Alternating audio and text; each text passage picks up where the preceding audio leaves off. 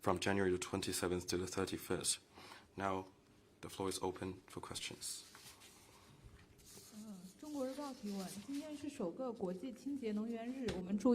China Daily. As we celebrate the first International Day of Clean Energy today, we noted that the IEA in its report said that China is on track to meet the wind and solar power target for 2030, 6 years ahead of schedule.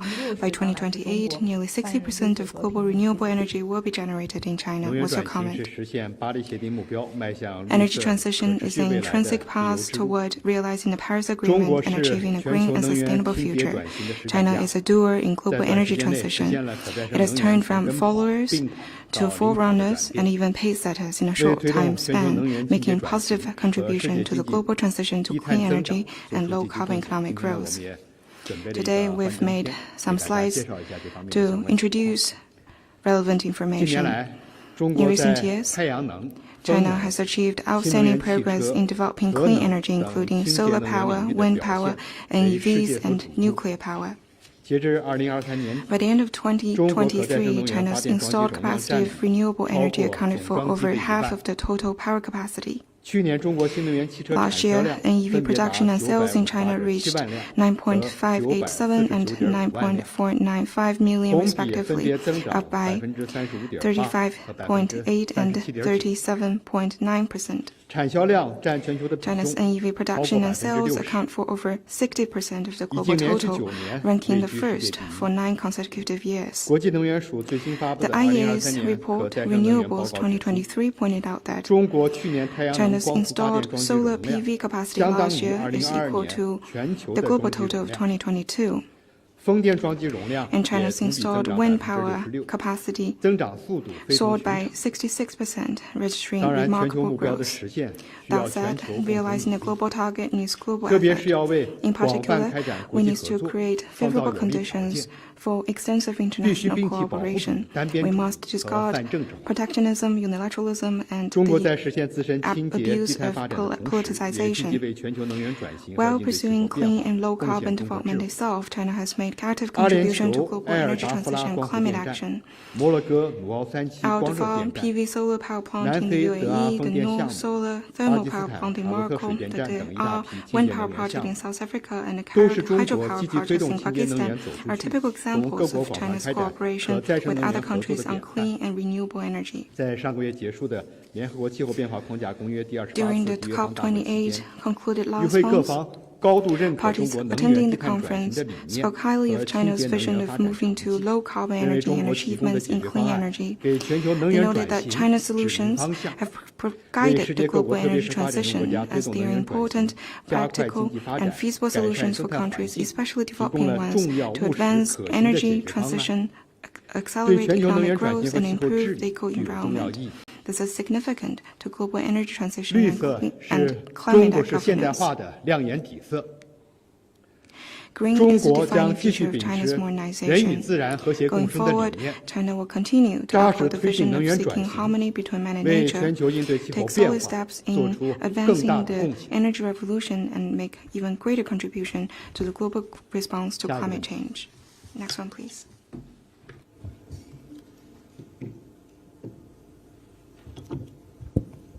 Good afternoon. A question from Reuters. Taiwanese officials have said that the Chinese mainland seeks to seize Taiwan's diplomatic relations and that it does not rule out the possibility that the Chinese mainland will use the Tuvalu elections to maliciously manipulate issues and influence specific candidates. What does the Ministry of Foreign Affairs have to say about this? Thank you. 路透社提问：台湾官员称，中国大陆处心积虑谋夺台湾的所谓邦交国，并不排除中国大陆会利用图瓦卢的选举来恶意操弄议题，并且影响特定的候选人。对此，外交部有何评论？中国和瑙鲁复交。 The resumption of China-Nauru diplomatic ties shows to the world again that the commitment to the one China principle is where the global opinion trends and where the arc of history bends. The big family that is committed to the one China principle will continue to expand in the world. which is a fact that no one can change, be it the will of the Taiwan independent forces or the external forces behind them, or the remarks made by the DPP authorities. We urge a handful of countries who still keep the so-called diplomatic ties with Taiwan to meet the trend of the times and return to the big family committed to the One China principle.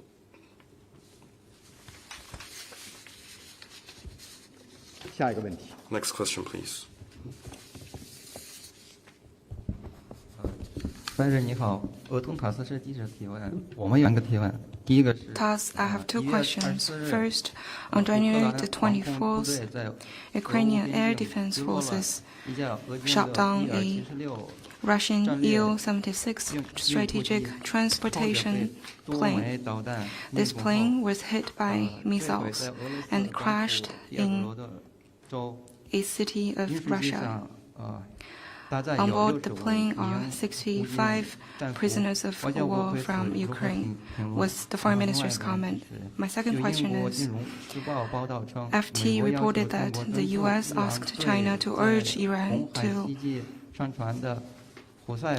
influence the Houthis over its attacks in the Red Sea, but see no signals from the Chinese side in providing any assistance. What's the Foreign Minister's comment? On your first question, we have noted relevant reports. On the Ukraine crisis, China's position is consistently clear. We always believe that dialogue and negotiation is the only way out of the Ukraine crisis. We hope all parties will be committed to the political settlement of the crisis and realize a ceasefire as soon as possible for the de-escalation of the tension. On your second question, we have answered a similar question on the day before yesterday. You can refer to that. 环球时报记者提问：据报道，美国太空军发布太空竞争评估报告称，中俄正在测试研发反卫星武器，用于禁止、破坏或摧毁卫星和太空服务。 The United States space military have issued an assessment report saying that China and Russia is testing and developing some anti-satellite weapon used to destroy the satellite and space services. What is China's comment? The United States has kept hyping up the China threat in the outer space and smearing and slandering China. What they do is purely finding an excuse for the expansion of a military presence and safeguarding its military hegemony. In fact, the United States has publicly defined the space as a battlefield, developed the military capability in the outer space, and stoke major country confrontation. It is the biggest actor behind to turn the outer space into a weapon or battlefield and the biggest threat of the space security. The United States for long has been abusing its space technologies and maliciously tricking and approaching spacecraft of all other countries, increase the risks of a collision in outer space, which is seriously irresponsible.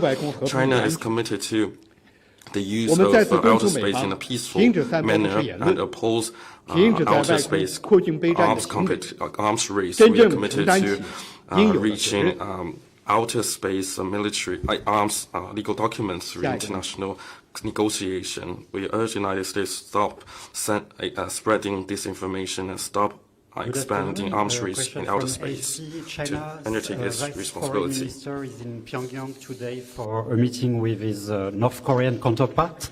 Do you have any details on this meeting, and if the visit will pave the way for a senior visit, maybe the North Korean leader visit to China? Thank you. 巴通社提问：中国外交部副部长孙卫东正在平壤访问。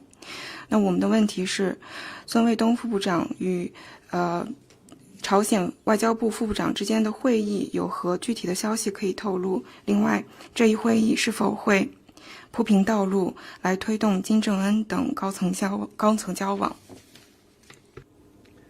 At the invitation of the DPRK, Vice Foreign Minister Sun Weidong arrived in the DPRK on January 25th for a visit. On the specifics of this visit, we will release information in due course. Next question, please. Hi, with the Financial Times. Yesterday there was a Wall Street Journal article about Ian Stones, a British businessman who was detained and charged in China.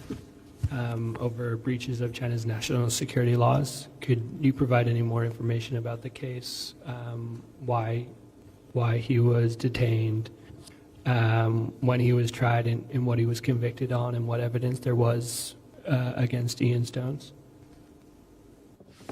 金融时报提问。2022年8月23日 On August 23, 2023, Beijing No. 2 Intermediate People's Court announced the sentencing for the first instance of the case in accordance with the law that the British defendant Ian J. Stones was accused of being bribed into providing intelligence illegally by external forces. The court ruled that Ian J. Stones committed a crime of being bribed into providing intelligence illegally by external forces and sentenced him to 5 years in prison. After the sentencing, he appealed against his conviction. The Beijing High People's Court heard the case with the full rigor of the law and announced in the second instance on September the 8th last year that it dismissed the appeal and upheld the original ruling. The Chinese courts heard the trial strictly in accordance with the law, guaranteed his various procedural rights, and allowed the UK side to visit him and sit in on the sentencing.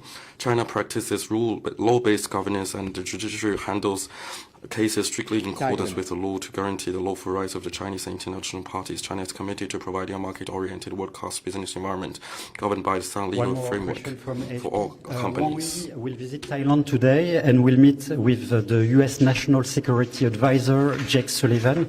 Do you have any details to offer on this visit? Thank you. 法新社。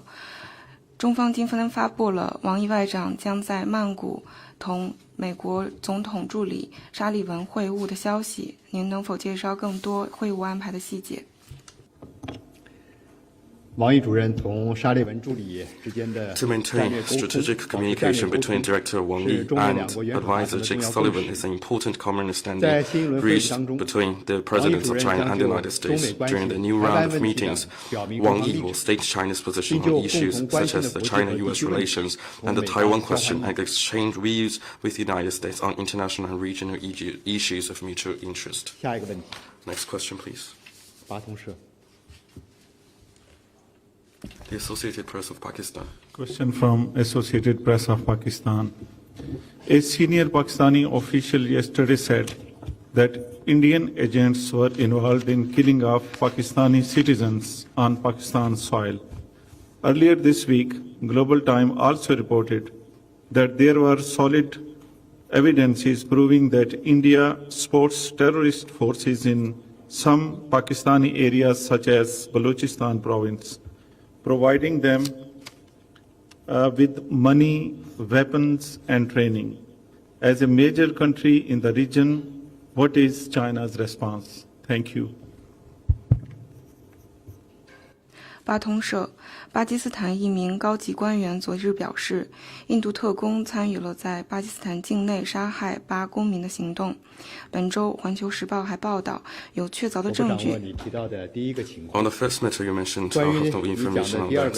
And on the second matter, we have stated our position on similar issues before. Terrorism is a common enemy of mankind. China firmly opposes double standards on counterterrorism. Such practices will only backfire. China stands ready to step up cooperation with other countries and jointly combat all forms of terrorism. 下一个问题。 Next question. Reuters reported that China has asked Iran to help rein in attacks in the Red Sea, and warned Iran that if not, it would harm China-Iran relations. Can you confirm that? 路透社报道，中方向伊朗表示，希望能够约束在红海的胡塞武装攻击，如果不行的话，将会危害中伊之间的关系。中方能否证实？ Could you repeat your question, please? Reuters reported that China has asked Iran to help rein in attacks in the Red Sea, and warned Iran if not, it would harm bilateral relations. Would you confirm that? 路透社报道，中方要求伊朗方面约束在 On your question, I have mentioned our position in my response to the question posed by Tas. I have answered a similar question before. I would like to reiterate that China's position on the Red Sea is clear. We are concerned about the rising tensions in the Red Sea.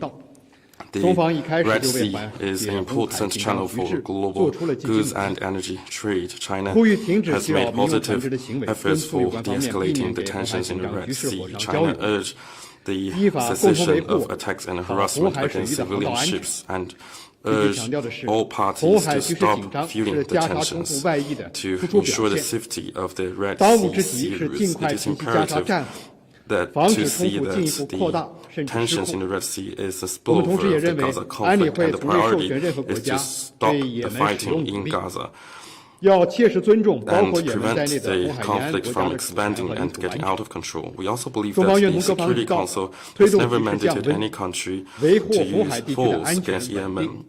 It is imperative to respect the sovereignty and territorial integrity of all countries along the Red Sea, including Yemen. China is ready to work with all countries to promote the escalation and safeguard the safety and stability in the Red Sea. Next question. This is the end of today's press conference, and happy weekend.